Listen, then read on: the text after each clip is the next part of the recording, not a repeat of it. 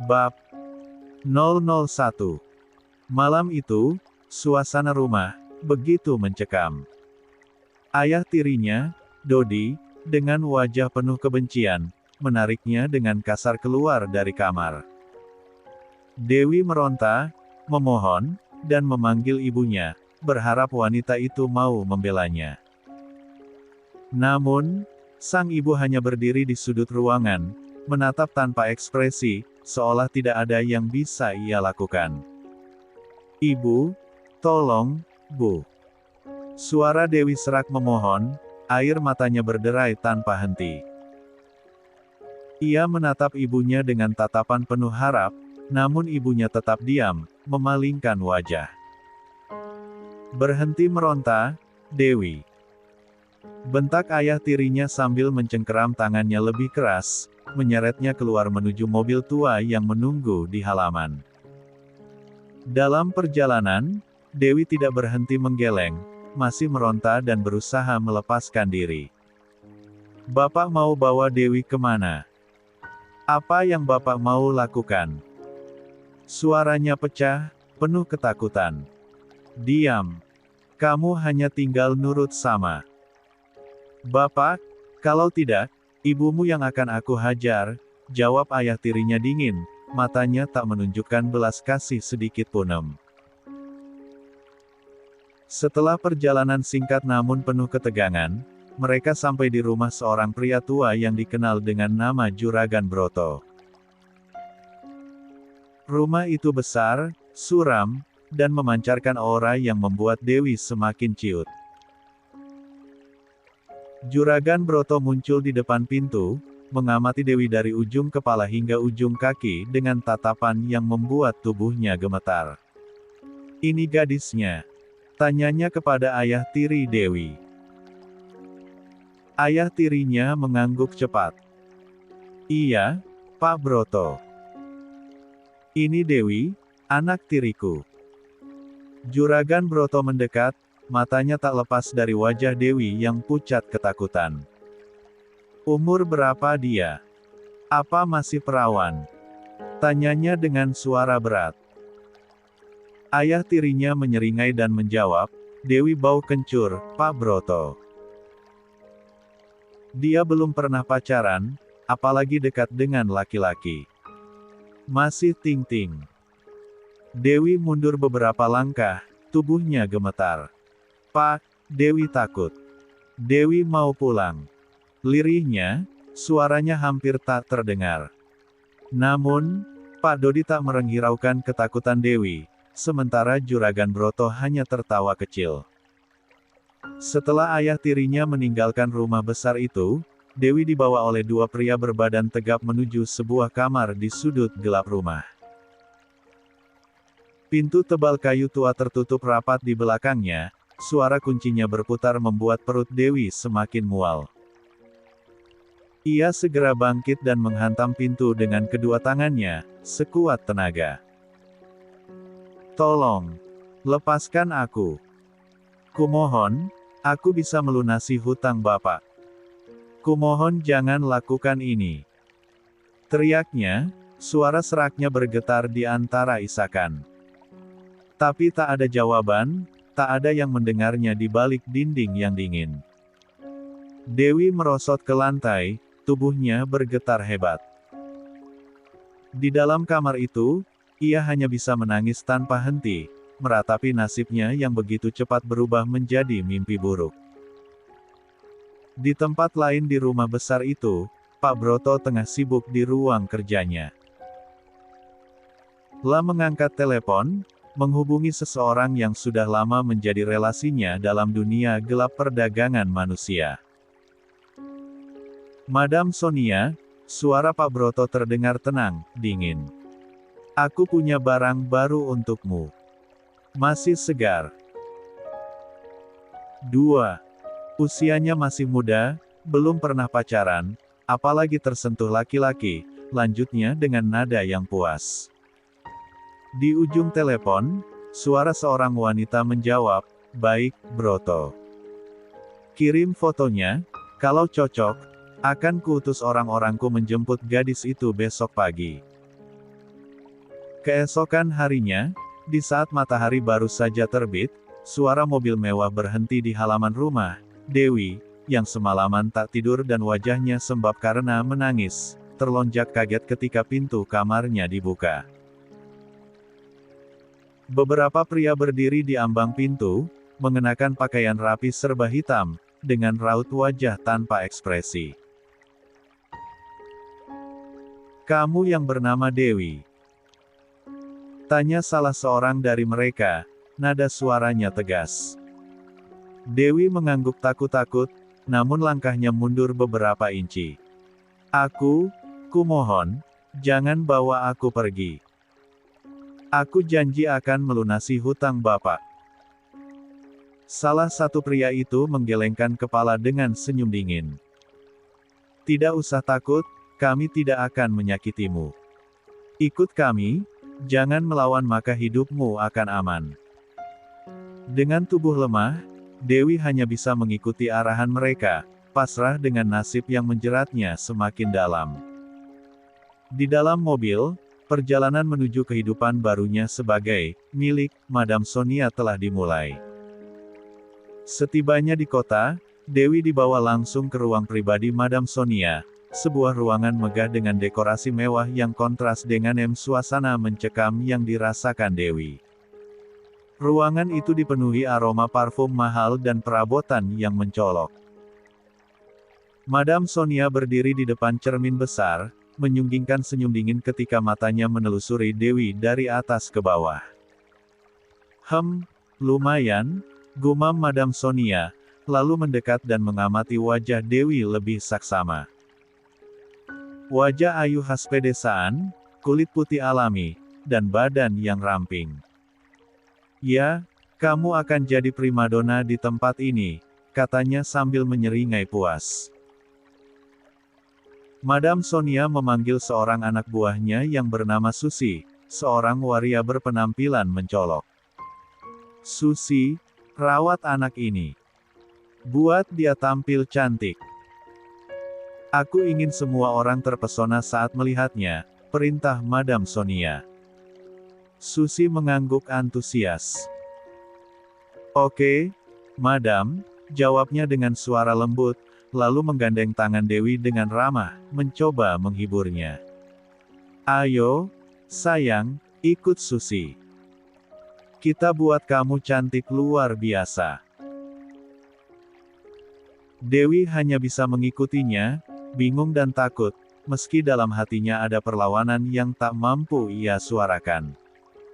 Di ruangan lain, Susi memberinya handuk dan pakaian bersih. "Mandi dulu, sayang. Setelah itu, kita dandan dan pilih pakaian yang cantik," kata Susi lembut. Dengan tangan gemetar, Dewi masuk ke kamar mandi.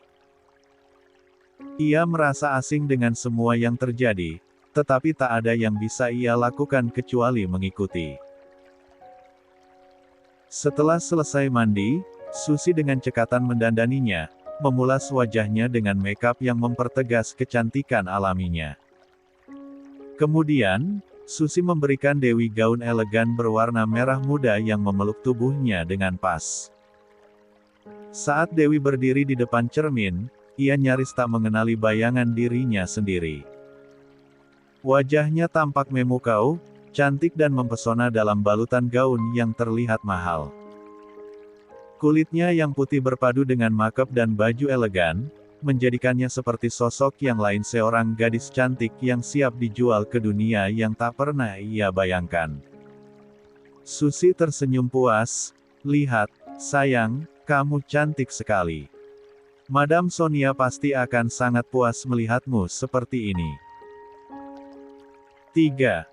Malam harinya, Dewi berdiri di sudut ruangan, tubuhnya gemetar dan kedua tangannya berkeringat dingin. Ruangan itu luas, namun remang-remang, hanya diterangi oleh cahaya redup di sekitar panggung di depannya. Di sana, lampu sorot memancarkan cahaya terang, menyoroti setiap perempuan yang diperkenalkan. Satu persatu wanita muda berjalan ke depan, diperlihatkan kepada para lelaki yang duduk di bawah, wajah-wajah mereka penuh ketamakan. Selanjutnya, suara Madam Sonia terdengar lantang, memanggil nama Dewi. Dengan langkah berat dan hati penuh ketakutan, Dewi dipaksa naik ke panggung. Lampu terang menyilaukan matanya, membuatnya nyaris tak bisa melihat wajah-wajah di seberang. Namun, ia merasakan tatapan tajam mereka, tatapan penuh keinginan yang membuat tubuhnya semakin kaku. Madam Sonia berdiri di sampingnya, tersenyum penuh kemenangan. "Hadirin sekalian," kata Madam Sonia dengan suara penuh percaya diri, "inilah yang kalian tunggu. Perkenalkan, namanya Dewi, gadis desa yang masih suci. Masih muda, wajah cantik alami, kulit putih bersih. Primadona kita malam ini." Tatapan para lelaki di sana tak beranjak dari Dewi, seolah terpaku oleh kecantikannya yang polos dan ketakutan yang terpancar dari sorot matanya. Senyum malu-malu dan ekspresi takut Dewi justru semakin memicu ketertarikan mereka, menjadikannya semakin tak ternilai di mata mereka. "Lelang kita buka," lanjut Madam Sonia, suaranya menggelegar di seluruh ruangan, mulai dari angka 100 juta. Suasana langsung riuh, dengan suara-suara tawaran yang semakin tinggi setiap detiknya. 200. Seru salah satu lelaki di pojok ruangan. 250. Sahut yang lain dengan semangat. Dewi merasa tubuhnya lemas, ingin berteriak namun suaranya seolah tercekat di tenggorokan. Ia hanya bisa berdiri di sana, terjebak dalam sorotan dan tatapan yang menghancurkan harga dirinya. Tiba-tiba, seorang pria di barisan depan mengangkat tangannya. Dengan suara rendah tapi penuh otoritas, ia berkata, "1 miliar. Saya ingin dia menjadi istri muda saya." Ruangan mendadak hening. Semua orang menoleh ke arahnya, terkejut oleh tawaran fantastis tersebut. Madam Sonia tersenyum lebar, matanya berkilat penuh kegembiraan, sementara Dewi hanya bisa menatap kosong ke arah pria itu, merasa dunianya hancur lebih dalam. Keesokan paginya, Dewi duduk di kursi belakang mobil yang dikendarai sopir, Madam Sonia duduk di sebelah Dewi. Pandangannya kosong, tangannya bergetar halus sementara pikirannya terperangkap dalam rasa takut dan ketidakpastian. Sepanjang perjalanan, Madam Sonia hanya tersenyum puas, sesekali melirik Dewi dengan tatapan tajam yang tak memberi ruang bagi pembangkangan. Mobil berhenti di depan sebuah gedung apartemen mewah. "Kita sampai," kata Madam Sonia, membuka pintu mobil dan memberi isyarat kepada Dewi untuk ikut masuk. Di lobi, mereka disambut oleh petugas keamanan yang langsung mengarahkan mereka ke lift. Dewi nyaris tak bisa merasa tenang, setiap langkah menuju apartemen pria yang membelinya seolah membawa ia semakin dekat ke dalam jurang yang tak berdasar. Begitu tiba di lantai atas, Madam Sonia mengetuk pintu apartemen dengan nomor sesuai yang diberikan oleh pemenang lelang Dewi tadi malam. Nampak wanita parubaya yang menyambut mereka dengan senyum tipis dan gestur tenang, mengisyaratkan agar mereka masuk. "Silahkan masuk, Nyonya. Tuan Aryo sudah memberitahu bahwa akan ada tamu yang datang siang ini." Tatapannya wanita itu tertuju lurus ke arah Dewi, memperhatikannya dengan senyum manis. Namun Madam Sonia menolak masuk, dia berkata masih banyak urusan. 4. "Dewi, mulai hari ini, kamu akan tinggal di sini sebagai milik Pak Aryo. Jangan coba-coba kabur, atau aku akan menghabisi keluargamu di kampung," kata Madam Sonia dengan suara rendah, nyaris berbisik. "Baiklah, kalau begitu aku harus pergi. Bi, tolong jaga Dewi ya." Dewi merasa nyalinya menguap, seolah ruangan itu menghisap udara dan membuatnya sulit bernapas. Di sampingnya, Madam Sonia menepuk bahunya ringan, seolah menyuruhnya untuk patuh dan menerima nasibnya. Pastikan kamu menurut dan memuaskan Pak Aryo, bisik Madam Sonia sebelum beranjak pergi, meninggalkan Dewi yang masih berdiri mematung, kini sendirian di apartemen milik Aryo, yang akan menjadi majikannya sekarang. 5. Dewi memasuki kamar luas yang ditunjukkan oleh Mbok Sumi. Wanita parubaya itu tersenyum ramah, dia langsung menunjukkan dan menjelaskan semua fasilitas yang ada di kamar Dewi. Non Dewi ini adalah lemari baju, semua isinya adalah milikmu. Kamu bebas menggunakannya kapan saja dan semua tas, sepatu, serta perhiasan yang ada di rak lemari ini bisa kamu pakai. Dewi yang melihat semua isi di dalam lemari itu pun melongo, karena baju-baju, tas, bahkan perhiasan yang berada di lemari itu sangat bagus. Lalu Dewi bertanya dengan polosnya, "Mbok, ini semua siapa yang nyiapin?" "Ini buat saya, Mbok." "Iya Non, ini semua untuk Non Dewi pakai. Semua ini dipersiapkan oleh asisten Tuan Aryo. Tuan yang meminta untuk menyiapkan semua perlengkapan Non Dewi selama tinggal di sini," ucap Mbak Sumi menjelaskan kepada Dewi. "Non Dewi bisa beristirahat dulu. Nanti malam, Tuan Aryo akan datang untuk menemuimu," kata Mbok Sumi lembut sambil menutup pintu. "Kamar ini sudah disiapkan khusus untukmu. Jadi apapun yang ada di dalamnya, bebas Nona gunakan." Lah hanya mengangguk, masih mencoba mencerna semua yang dilihatnya. Ketika Mbok Sumi sudah keluar, Dewi segera mandi, membiarkan air hangat meresap di kulitnya, menghapus rasa lelah yang menumpuk. Setelah selesai, ia merebahkan diri di kasur empuk itu, memejamkan mata dan perlahan tenggelam dalam keheningan. Tak butuh waktu lama, kantuk pun merengkuhnya, dan ia tertidur dalam mimpi yang tenang. Hari mulai gelap saat Dewi terbangun. Perutnya terasa kosong, dan rasa lapar memaksanya untuk bangkit. Ia mengenakan salah satu gaun santai yang tersedia di dalam lemari, lalu keluar dari kamar dan menuju dapur. Sepi, tidak ada Mbok Sumi di sana. Dewi membuka kulkas dan melihat berbagai bahan makanan tertata rapi.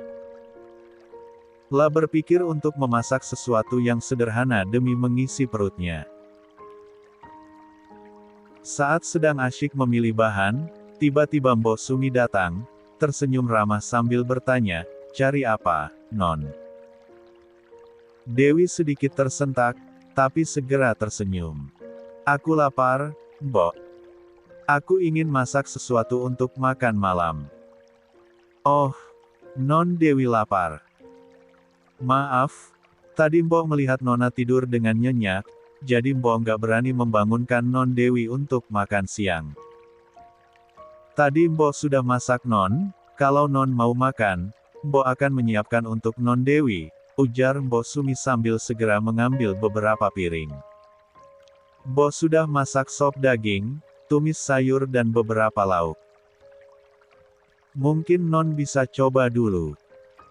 Soalnya Mbok belum tahu makanan kesukaan Non, jadi masaknya yang seadanya dulu," lanjut Mbok Sumi. Dewi tersenyum dan mengangguk. "Terima kasih, Mbok. Itu sudah lebih dari cukup." Mbok Sumi pun menyajikan makanan di meja, dan Dewi segera duduk, menikmati hidangan hangat yang terasa begitu nikmat di tengah suasana malam yang sunyi.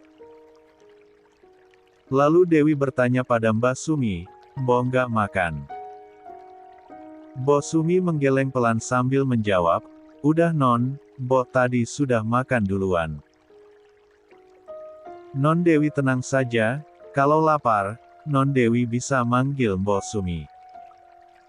Mbok pasti akan masakin buat Non Dewi. Tuan Aryo tadi sudah berpesan, kalau Non Dewi tidak boleh kelaparan selama di sini. Setelah selesai makan, Mbok Sumi mendekati Dewi dan berkata, "Nanti, sekitar jam 10 malam, Tuan Aryo akan datang ke sini, Non. Beliau tadi berpesan agar saya menyampaikan hal ini kepada Non Dewi." 6. Dewi mengangguk pelan. "Baik, Mbok. Terima kasih sudah memberitahu Dewi." Setelah itu, ia membawa piringnya ke wastafel dan mulai mencuci piring sendiri. Mbok Sumi yang melihatnya langsung berusaha melarang. "Non Dewi, biar saya saja yang bereskan. Non kan majikan di sini."